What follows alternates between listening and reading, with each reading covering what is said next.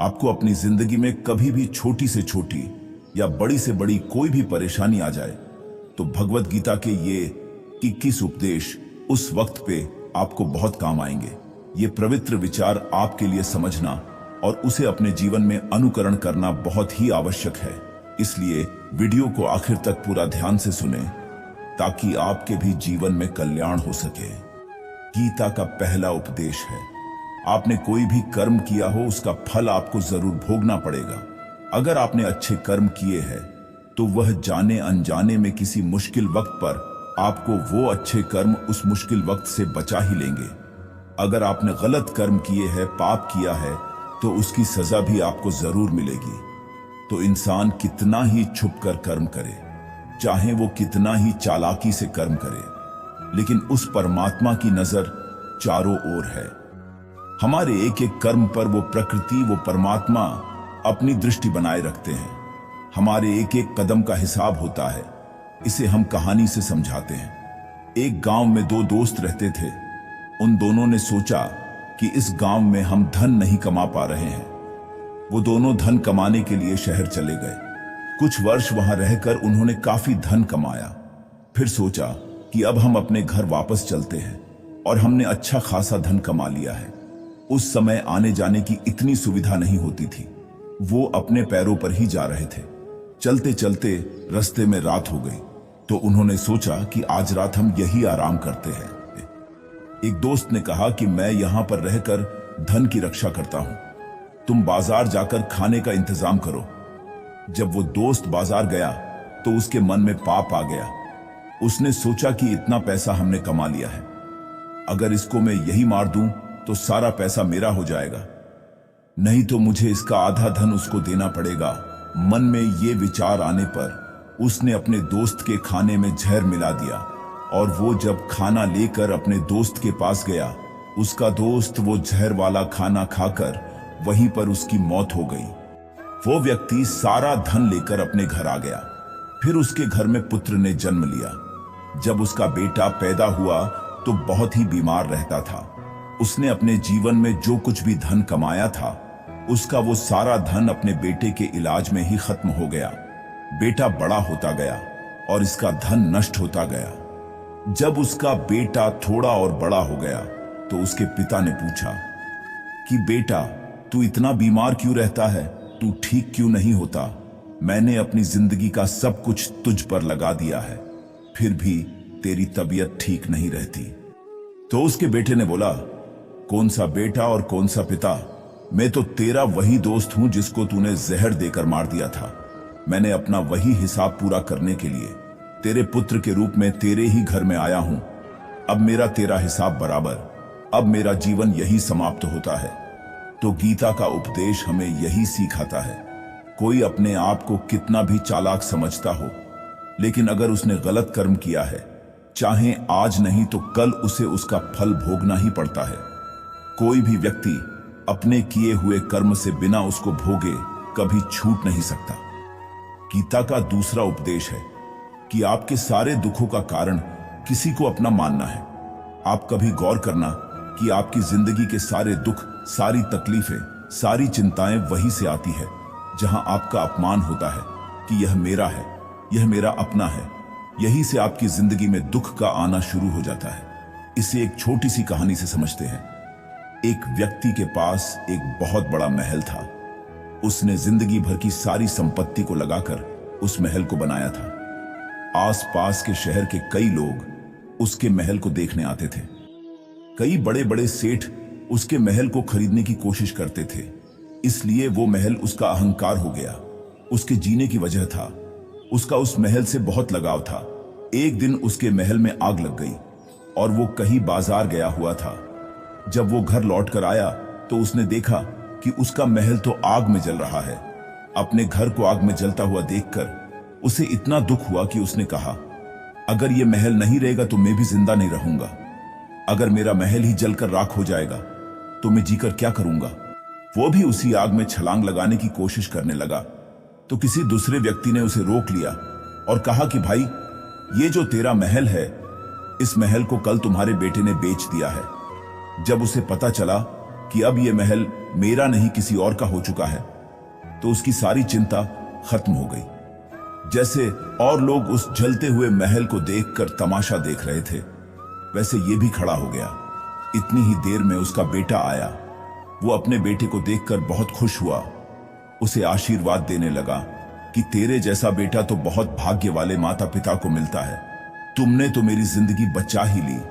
आज इस घर में आग लग रही थी और तूने कल ही इसका सौदा कर दिया।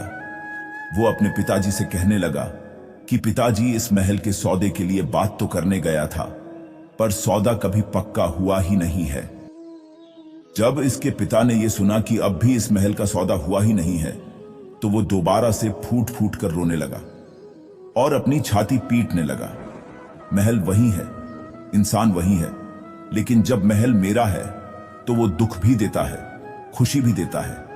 लेकिन जब वो मेरा नहीं है, उससे मेरा कोई रिश्ता नहीं है, तो सारे दुख खत्म हो जाते हैं। ऐसे ही जिंदगी में जब किसी जगह, किसी इंसान को, किसी रिश्ते को हम अपना मान लेते हैं, वहीं से सारे दुखों की शुरुआत होती है, वहीं से हर तकलीफ की शुरुआत होती है।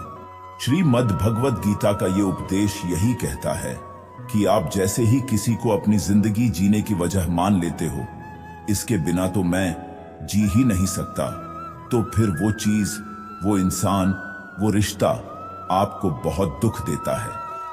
गीता का तीसरा उपदेश है कि आज में जियो, कल की चिंता करना छोड़ दो। जो भी व्यक्ति अपने बीते हुए कल या अपने आने वाले कल में खोया हुआ रहता है, वो जिंदगी में कभी खुश नहीं रह सकता। आपको जिंदगी में खुशी सिर्फ और सिर्फ तब मिल सकती है जब आप वर्तमान में जी सके।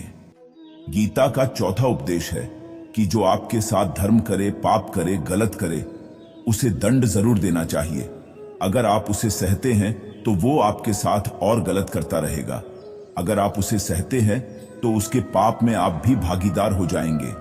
अर्जुन श्री कृष्ण से कहने लगे कि जिनसे मैं युद्ध करने जा रहा हूं, ये सब मेरे भाई है, मेरे गुरुजन है। मैं इनके सामने कैसे हथियार उठाऊं, इनको कैसे मारूं?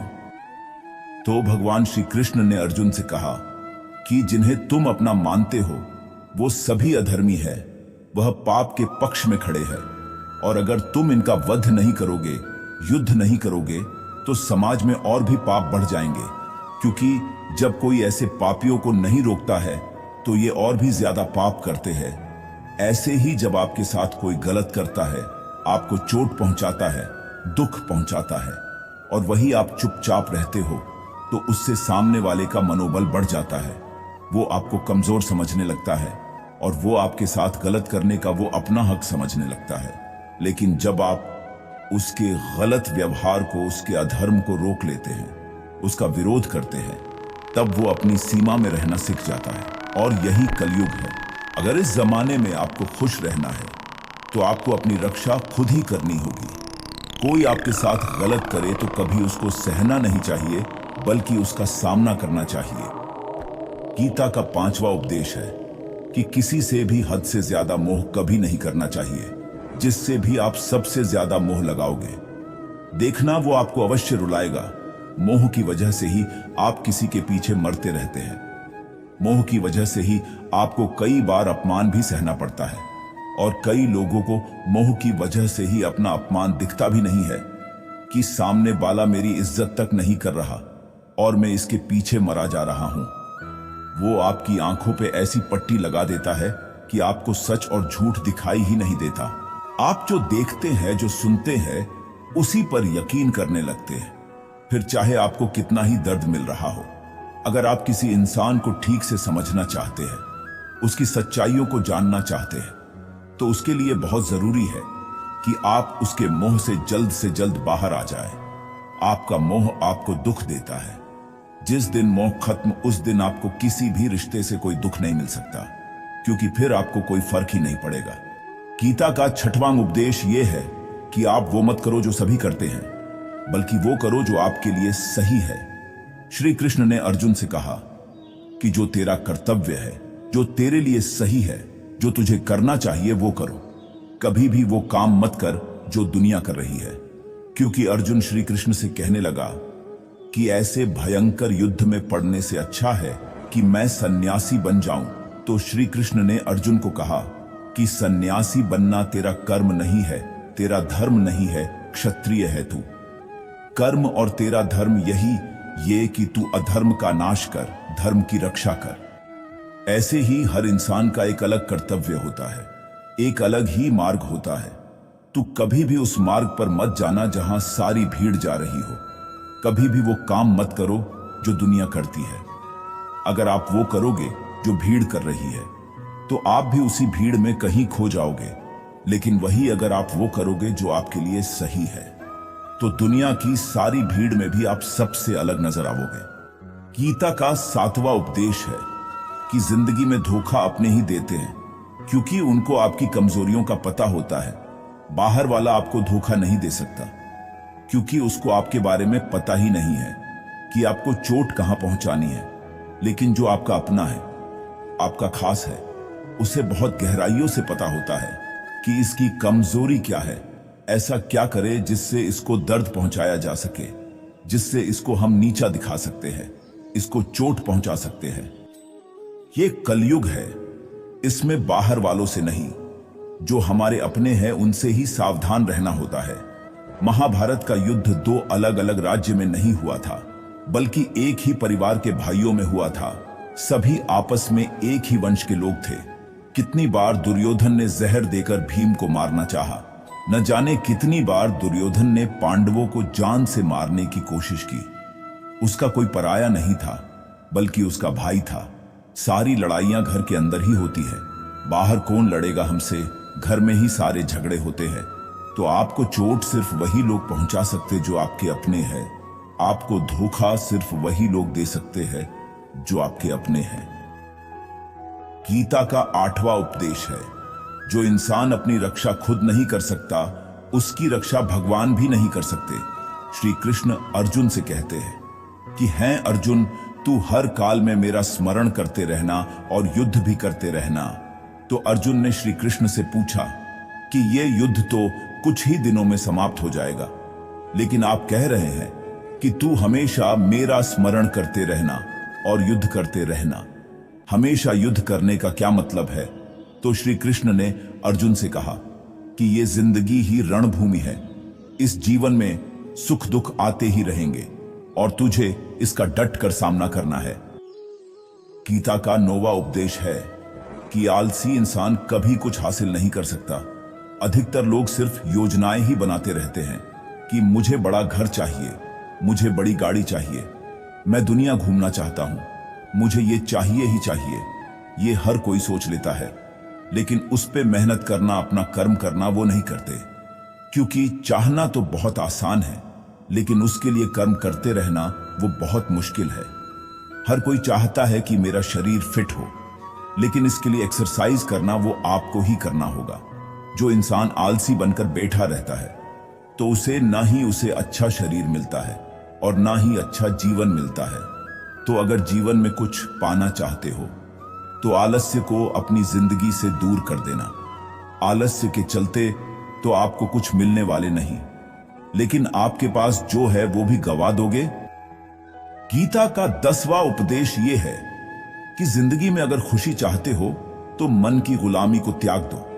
कई लोग कहते हैं कि हम करना तो बहुत कुछ चाहते हैं, लेकिन कुछ कर ही नहीं पाते।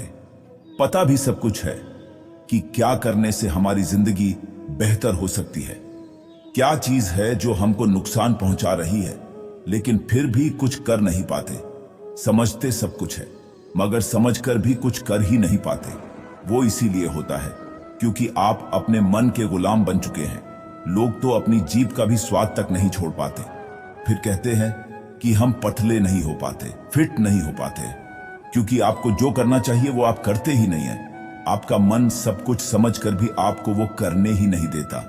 इसीलिए जिंदगी में अगर आगे बढ़ना है तो अपने मन के अनुसार चलना छोड़ दो।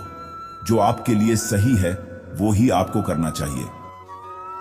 गीता का 11वां उपदेश ये है कि जो आपका है वो आपको मिलके ही रहेगा, और जो नहीं मिला है उसके लिए रोना छोड़ दो। आप जिसके लिए जितना रोवोगे वो चीज आपसे उतनी ही दूर चली जाएगी, और जो चीज सच में आपकी है वो कहीं ना कहीं से आपके पास जरूर पहुंच जाएगी। इसलिए जिंदगी आपको जो हासिल नहीं हो रहा है उसका पछतावा करना, उसके लिए रोना आपको बिल्कुल बंद कर देना चाहिए। गीता का 12वां उपदेश यह है कि जिस इंसान को बात बात पर क्रोध आता है, सुख और शांति उसके जीवन में कभी नहीं आ सकते, क्योंकि जो इंसान बहुत ज्यादा क्रोधी होता है उसके सारे मित्र उसको छोड़कर चले जाते हैं। वो अपने मन में भी दर्द में ही जीता रहता है, तकलीफों में जीता है। ज्यादा गुस्सा करके जो भी आपके पास है वो आप खो दोगे, और ऐसे इंसान को शांति कभी नहीं मिलने वाली। इसलिए अपनी जिंदगी में शांति चाहते हो तो बात बात पर गुस्सा करना छोड़ देना चाहिए। गीता का 13वां उपदेश है कि चाहे आप किसी की मदद करें या ना करें, लेकिन जानबूझकर कभी किसी का दिल नहीं दुखाना चाहिए। किसी का दिल दुखता है तो याद रखना, आपको भी वही दर्द एक दिन जरूर मिलेगा। लेकिन आप जब किसी का दिल दुखाते हैं तो भले आपको पता नहीं चलता हो, लेकिन जब आपका दिल कोई दुखाता है तो समझ में आ जाता है कि दिल पर चोट लगने की वजह से कितना दर्द होता है। इसलिए चाहे आप किसी की मदद करो या ना करो, लेकिन किसी का दिल कभी भी नहीं दुखाना चाहिए। गीता का 14वां उपदेश है कि जो भी होता है अच्छे के लिए ही होता है, और जो हो रहा है वो भी अच्छे के लिए ही हो रहा है, और जो आने वाले भविष्य में होगा वो भी अच्छे के लिए ही होगा। कुछ चीजें जिंदगी में ऐसी होती है जो हमें लगता है कि मेरे साथ ही ऐसा क्यों हुआ, मेरे साथ ही होना था ये सब। लेकिन जब वो वक्त गुजर जाता है, एक दिन हमें समझ आ जाता है कि अगर हमारे साथ ये सब नहीं होता तो आज हम इस मुकाम पर नहीं होते। अगर मेरे साथ ये सब नहीं होता तो शायद हमारी जिंदगी और भी बर्बाद हो सकती थी। इसीलिए हमें ये समझ में आ जाए कि जिंदगी में जो कुछ भी हो रहा है वो सब अच्छे के लिए ही हो रहा है, तो जीवन में हमेशा खुश रहेंगे। गीता का 15वां उपदेश ये है कि कभी भी किसी भी चीज की अति नहीं करनी चाहिए। कोई भी चीज हद से ज्यादा नहीं करनी चाहिए। किसी से प्रेम भी हद से ज्यादा मत करना, किसी से नफरत भी हद से ज्यादा मत करना। हद से ज्यादा मीठा भी खराब हो जाता है, हद से ज्यादा आराम भी आपको बीमार कर सकता है। इसलिए जीवन को संतुलन के साथ जीना चाहिए। जैसे ही आप संतुलन को खो देते हैं, वैसे ही आपके जीवन में कोई ना कोई छोटी या बड़ी दुर्घटना हो जाती है। गीता का 16वां उपदेश है कि जिसे आप सबसे ज्यादा महत्व दोगे वो आपको कभी महत्व नहीं देंगे। आपने कभी गौर किया है कि आपका अपमान कौन करते हैं, कि आप जिसे सबसे ज्यादा महत्व देते हैं। दूसरों की इज्जत करना अच्छी बात है, पर अगर बहुत ज्यादा इज्जत करेंगे तो उनकी नजर में आपकी इज्जत खत्म हो जाती है। इसलिए कभी भी किसी को भी अपना सब कुछ नहीं बनाना चाहिए कि तुम ही मेरे सब कुछ हो। जैसे ही आप किसी को अपना सब कुछ बना लेते हैं तो आप उसके लिए कुछ भी नहीं रह जाते। इसीलिए लोगों को इज्जत उतनी ही देनी चाहिए जितनी वो हजम कर सके। गीता का 70वां उपदेश है कि किसी पर भी आंखें बंद करके भरोसा नहीं करना चाहिए। जैसे महाभारत में दुर्योधन ने कितनी बार षड्यंत्र करके पांडवों को मारने की कोशिश की, आग में जलाने की कोशिश की, पर वो धर्म पर चलने वाले लोग बार बार उसकी बातों में आ गए। ये बात और है कि ईश्वर उनकी रक्षा कर रहे थे, पर जिसे वो अपना भाई समझ रहे थे, जिसे वो अपना सगा समझ रहे थे, जिस पर वो भरोसा कर रहे थे, वो ही उनकी मृत्यु करवाना चाहता था। इसीलिए भरोसा करते समय अपनी आंखें जरूर खुली रखनी चाहिए। गीता का 18वां उपदेश है कि जीवन में वैसे तो लड़ाई झगड़े से बचना चाहिए, लेकिन जब बात आपके चरित्र, सम्मान और अधिकार की हो तो लड़ना भी चाहिए। अर्जुन भी महाभारत का युद्ध करना नहीं चाहते थे, क्योंकि सामने उसके अपने खड़े थे। लेकिन श्री कृष्ण ने उन्हें उपदेश दिया कि यहां पर बात लड़ाई की नहीं है, तेरे सम्मान की है, तेरे चरित्र की है, तेरे अधिकार की है। जो द्रौपदी के साथ कौरवों ने भरी सभा में अपमान किया, उसे नग्न करने की कोशिश की, इतना बड़ा अधर्म किया, वो तुम्हें कभी नहीं सहना चाहिए। इसलिए बात जब आपके चरित्र पर आ जाए, आपके सम्मान पर आ जाए, तो चाहे वो अपना ही क्यों ना हो, आपको उसके साथ अवश्य ही लड़ना चाहिए। गीता का 19वां उपदेश है कि चाहे कितना भी बुरा वक्त आ जाए, लेकिन जो इंसान जिंदगी में कभी हिम्मत नहीं हारता, वो सब कुछ हासिल कर सकता है। जब पांडव जुए में सब कुछ हार गए तो उनको 12 साल के लिए वनवास मिला और 1 साल के लिए अज्ञातवास। वो भिक्षा मांगकर अपनी जिंदगी जीते थे, भयानक जानवरों के बीच जंगलों में भटकते रहते थे, लेकिन उतना मुश्किल वक्त झेलने के बाद भी आखिर में जीत उन्हीं की हुई, क्योंकि उन्होंने अपने अंदर कभी हिम्मत नहीं खोई। ऐसे ही आपकी जिंदगी में कितना ही मुश्किल वक्त क्यों ना आ जाए, लेकिन आपके अंदर अगर हिम्मत है तो जीत आपकी अवश्य होगी। गीता का 20वां उपदेश है कि मृत्यु से डरना व्यर्थ है। हर व्यक्ति के मन में मृत्यु का भय होता है। इस संसार का जब से निर्माण हुआ है, तब से जन्म मृत्यु का चक्र चला आ रहा है। ये प्रकृति का नियम है। इस सत्य को स्वीकार करके भय मुक्त होकर आज में जीना चाहिए। किसी को भी आने वाले पल के बारे में कुछ नहीं पता होता, लेकिन इस संसार में भयभीत रहने से जीवन नहीं जिया जा सकता। गीता का 21वां उपदेश है कि जो इंसान अपने कर्मों को समय पर खत्म नहीं करता, समय की कद्र नहीं करता, उसकी जिंदगी का सारा समय व्यर्थ ही समाप्त हो जाता है, क्योंकि समय ही आपका जीवन है। अगर आप अपने समय को व्यर्थ में ही नष्ट करते रहेंगे, उसे गवा दोगे, तो आपको जीवन में कुछ भी हासिल नहीं होगा। अगर जिंदगी में कुछ पाना चाहते हैं तो समय की कद्र अवश्य करना सीखो। जो भी व्यक्ति गीता के इन 21 उपदेश को रोज सुनेगा, समझेगा, तो जिंदगी की कितनी भी बड़ी से बड़ी मुश्किल क्यों ना आ जाए, उसे ऐसे मुश्किल वक्त में भी रास्ता जरूर मिलेगा। दोस्तों, भगवान श्री कृष्ण की ये बातें अगर आपको पसंद आई तो कमेंट बॉक्स में जय श्री राधे कृष्ण जरूर लिखें और ऐसे ही वीडियो देखने के लिए जीवन की खोज को सब्सक्राइब कर ले। धन्यवाद।